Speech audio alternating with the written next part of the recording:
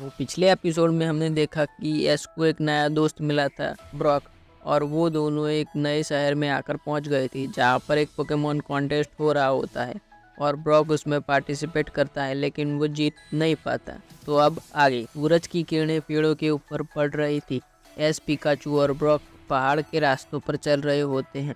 Pokemon league की यात्रा रोमांचक थी लेकिन चुनौतियों से भरी हुई थी। अचानक तेज हवा चलने लगी और भयानक आवाज सुनाई दी। आगे देखने पर उन्हें एक विशाल पहाड़ दिखाई दिया जिसकी चोटी पर भयंकर आंधी चल रही थी। आंधी इतनी खतरनाक थी कि आसपास की सभी पेड़ हवा की वजह से झुक रहे थे। आगे जाना मुश्किल था। ब्रॉक चिंतित होकर कहता है और ब्रॉक बोलता है कि हाँ, लेकिन दूसरा रास्ता भी तो नहीं है।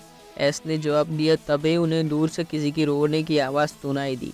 आवाज़ कमज़ोर थी लेकिन मदद के लिए पुकार रही थी। एस दयालु था और किसी भी पोकेमॉन की मदद के लिए हमेशा तैयार रहता था। और तभी एस बोलता है कि चलो आवाज़ की तरफ चलते हैं। एस भागता हुआ उस आवाज़ का पीछा करने लगा और वो धीरे धीरे आवाज़ की तरफ बढ़ने लगा। आंधी की वजह से चलना मुश्किल था लेकिन एस हार मानने वालों में से नहीं था और वो आवाज़ का पीछा करता ही रहा। और वो एक चट्टान के पीछे एक छोटे से पोकेमॉन को देखता है। ये एक चारमेंडर था जिसका शरीर कमजोर लग रहा था और उसकी पूंछ की आग बुझने वाली थी। और ये चारमेंडर आंधी से बचने के लिए वहाँ चट्टान के पीछे छुपा हुआ था। तभी ब्रॉक चिल्लाता है कि ये तो एक चारमेंडर है। यस को पता था कि चारमेंडर एक फायर टाइप पोकेमॉन है और यहाँ पर तेज हवा और बारिश चल रही है जिसमें चारमेंडर ज्यादा देर तक नहीं रह सकता, इसलिए एस को जल्दी से कुछ करना था। और तभी एस ने पिकाचू को बताया कि चारमेंडर के साथ रहो और पिकाचू चारमेंडर की मदद करने चारमेंडर के पास पहुंच गए और चारमेंडर को चट्टान की पीछे से बाहर निकाला। लेकिन चारमेंडर डरा हुआ था और पिकाचू के पास जाने से बच रहा था। उसकी पूंछ की आग बुझने ही वाली थी। इसका मतलब था कि वह बहुत कमजोर हो गया था। एस को पता था कि चारमेंडर को भरोसा दिलाना होगा। उसने धीरे धीरे चट्टान के पास गया और चारमेंडर को शांत किया। उसने उसे बताया कि मैं तुम्हें कोई भी चोट नहीं पहुंचाऊंगा, मैं तुम्हारी मदद करूंगा। कुछ देर के बाद चारमेंडर शांत हो गया और वो एस के पास आ गया। एस ने अपने पोकेबॉल निकाली और चारमेंडर को पकड़ने की कोशिश की ताकि वो चारमेंडर को आंधी और तूफान से बचा सके। धीरे धीरे आंधी थमने लगी और सूरज फिर से चमकने लगा। एस खुश था कि उसने एक चारमेंडर को बचा लिया, लेकिन उसे ये भी पता था कि चारमेंडर की देखभाल करनी होगी ताकि वो अच्छे से ठीक हो पाए।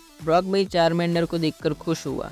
उसने एस को बताया कि वो भी चारमेंडर की ट्रेनिंग में उसकी मदद करेगा। तो आज हमने देखा कि एस ने एक नया पोकेमॉन पकड़ा है जिसका नाम चारमेंडर है और वो एक स्ट्रॉन्ग टीम बन चुके हैं और अपने सफर में आगे बढ़ रहे हैं। तो आज के लिए इतना ही, मिलते हैं अगले वीडियो में। तब तक के लिए गुड बाय।